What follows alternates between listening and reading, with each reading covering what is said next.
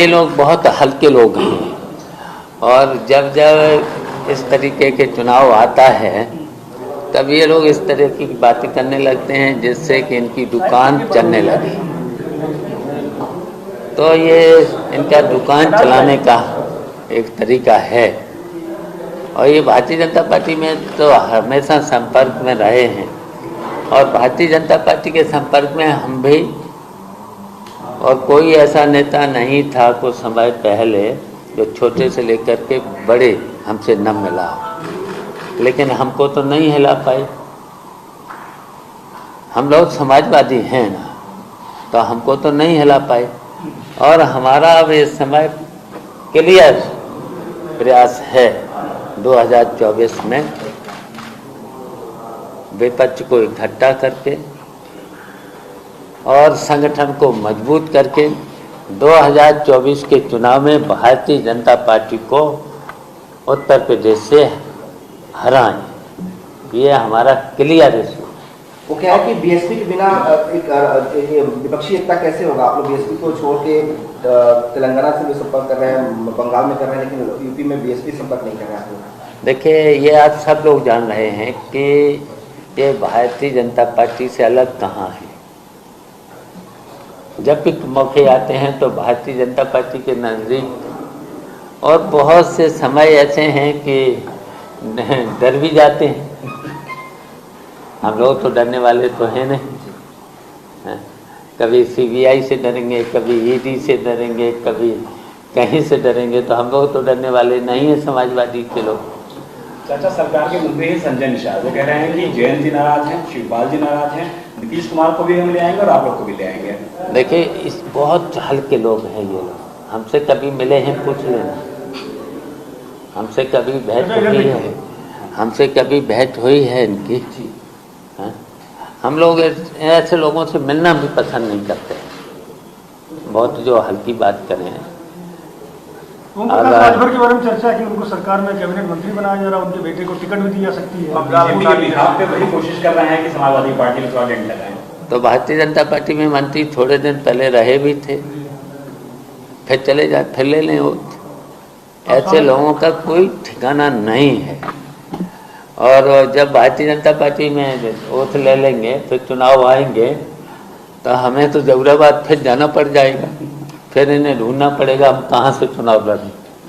शिवपाल जी, केशव प्रसाद मौर्य कह रहे हैं कि समाजवादी पार्टी के विधायकों में बहुत नाराजगी है और एक इशारा मिल जाए तो भगदड़ मच जाएगी वहाँ पर। देखिए, समाजवादी पार्टी के जितने भी विधायक हैं मजबूती के साथ खड़े हैं, और समाजवादियों को तो इतिहास रहा है न कभी डरे हैं न कभी दबे हैं, और फिर इसी तरीके से मजबूती के साथ खड़े रहेंगे, और 2024 में भारतीय जनता पार्टी को विपक्ष को इकट्ठा करके हराएंगे। महाराष्ट्र में जो हुआ उसको आप कैसे देखते हैं? और देखिए, जहाँ तक हम शरद पवार जी को जानते हैं, वो जिस तरीके से नेताजी राजनीति करते थे, तो कभी वो दबे नहीं, कभी डरे नहीं। और देखिए, जब भी चुनाव आएगा, फिर चाहे लोकसभा का हो चाहे विधानसभा के चुनाव आए, वो फिर से महाराष्ट्र में फिर से उभर के आएंगे, जीत के आएंगे। दो बड़े घटनाक्रम महाराष्ट्र में हुए, पहले शिवसेना के साथ में और फिर एनसीपी के साथ में, इससे क्या समझ लेते हैं? देखिए, महाराष्ट्र को देखिए, भारतीय जनता पार्टी के लोगों ने प्रयोगशाला बना रखा है। तुष्टीकरण की नारी, ध्रुवीकरण की नारी, जब चुनाव आते हैं तब इसी तरीके का। अब इनको कहीं पर भी देश और प्रदेश का विकास करने का कोई मतलब नहीं है। केवल देखिए, बांटो, समाज को बांटो और देश को कमज़ोर करो, इसके अलावा कोई काम नहीं है। न तो विकास का काम करेंगे, न फिर देश को मजबूत करेंगे। केवल जनता को भ्रमित करने का काम भारतीय जनता पार्टी के लोग करते हैं। तो देखिए, अब जनता भी समझ चुकी है पूरी तरह से। 2024 का समाजवादी पार्टी गठबंधन किसके साथ होगा, उसके लिए कोई बातचीत फाइनल होगी? देखिए, हम लोगों को विपक्ष को, पूरे विपक्ष को इकट्ठा करने में, और ये भी रणनीति का कोई न कोई हिस्सा होता है, तो रणनीति का हिस्सा कोई बताया थोड़ी जाएगा। लेकिन हम इतना जानते हैं कि विपक्ष को इकट्ठा करके मजबूती के साथ समाजवादी पार्टी को हम और अखिलेश मिल करके मजबूती के साथ बैठ करके रणनीति बना करके 2024 में भारतीय जनता पार्टी को उत्तर प्रदेश से हराने का काम कर। अगर जरूरत महसूस की तो बहुजन समाज पार्टी से बात की जा सकती है, उससे गुरेज तो नहीं की। अब वो तो भारतीय जनता पार्टी रोज ही देख रहे हो, मिले हुए हैं। बी टीम है क्या? बिल्कुल बी टीम की तरह ही काम करते हैं। तोड़ने की कोशिश नहीं करेंगे आप बी टीम? देखिए, जब भी समय आएगा तो आप लोग जानते ही हो, एक बात तो तोड़ ही चुके हैं।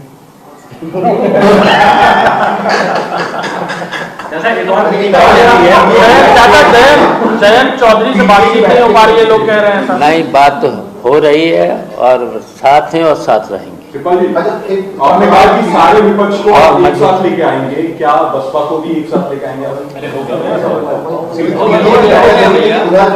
यूनिफॉर्म परिवार के खिलाफ अपने खिलाफ वो दाखिल कर दी गई है, क्या सबके घर चार्जशीट? देखिए, ये ईडी का, सीबीआई का, सभी संस्थाओं को अपने कब्जे में करके डराने धमकाने का काम करते हैं। और भारतीय जनता पार्टी का यही काम है।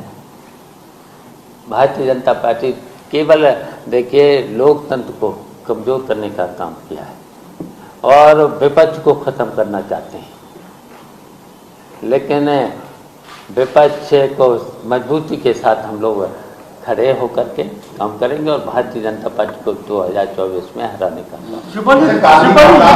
यूनिफॉर्म सिविल कोड में क्या नियंत्रण की बात भी की जा रही है? क्या आप मानते हैं कि जनसंख्या नियंत्रण कानून या प्रावधान लाना आवश्यक है इस वक्त? देखिए, जब चुनाव आएंगे तब जनता को केवल भारतीय जनता पार्टी के लोग भ्रमित करने का काम करेंगे। यूसीसी पर उसी तरीके से यूसीसी जैसे चुनाव आया, अब चुनाव 2024 का आने वाला है, तो केवल जनता को भ्रमित करने का काम। तो कह रहे हैं एक देश एक कानून कर रहे हैं, तुम अच्छा कर रहे हैं। तो चुनाव का वक्त ही होता है, ये केवल चुनाव के वक्त ही ऐसे कानून लाएंगे, ऐसा काम करेंगे, डराने धमकाने का काम करेंगे और सभी संस्थाओं को इन्वॉल्व करेंगे। वैसे आप मानते नहीं कि जनसंख्या बड़ा बोझ है, अगर ये थोड़ा नियंत्रित रहे तो आम लोगों का फायदा हो? तो बहुत से उपाय हैं ना, तो करेंगे नहीं जनसंख्या के लिए। आप लोग भी समझते हो जनसंख्या कम कैसे की जा सकती है। शिक्षा पर जोर देंगे नहीं, शिक्षा पर जोर देंगे नहीं, स्वास्थ्य पर जोर देंगे नहीं, बड़ी बड़ी बातें करेंगे, काम कुछ करेंगे नहीं। हंगामा टाइम्स की तमाम खबरों को देखने के लिए हंगामा टाइम्स को सब्सक्राइब कर लीजिए और बेल आइकन दबा लीजिए। अगर आपको ये वीडियो अच्छा लगा हो तो लाइक बटन प्रेस कर अपनी प्रतिक्रिया हमारे कमेंट बॉक्स में देना मत